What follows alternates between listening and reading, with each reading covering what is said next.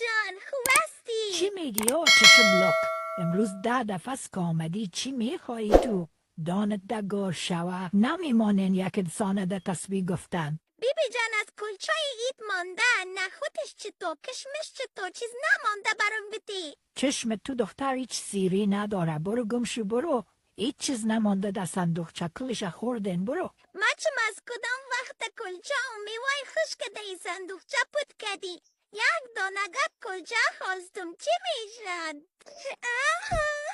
این غرغر تبان کو حوصله ایش ندارم. برو پیش مادرت دیگه نبینمت.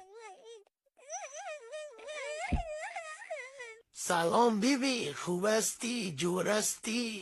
نموجه ایستاد شو. بوی جرابت از 40 کیلومتر دور میای. خدا بزنیتان خوبت جرابایت بشورن. او را چی میکنی بیبی جان؟ یگان کلچه ملچه میوه خشک نمانده ایسو تیر کنی. دیگه وقت خود بیبی جان یادتان نمیه. باش تو من ببینم صندوق چرا.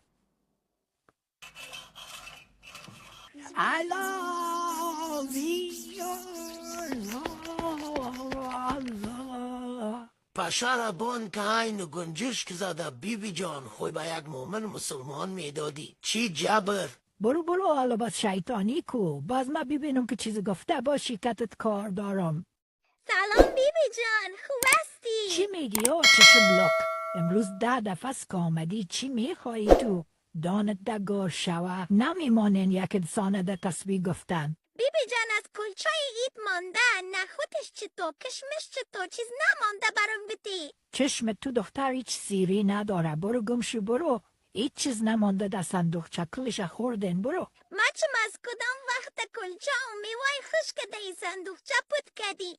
یک دانگت کلچا خواستم چی میشد؟ این غرغر تبان کو حوصله ایش ندارم. برو پیش مادرت دیگه نبینمت. سلام بیبی، خوب هستی؟ جور هستی؟ نموجه ایستاد شو. بوی جرابت از 40 کیلومتر دور میای. خدا بزنیتان خوبت جرابایت بشورن.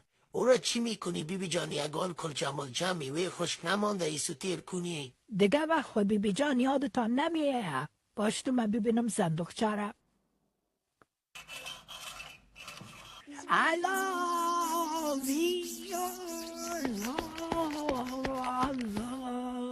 پشر بان که این گنجش که زده بیبی جان، خوی به یک مومن مسلمان میدادی. چی جبر؟ برو حالا باز شیطانی کو. باز من ببینم که چیز گفته با شیکتت کار دارم.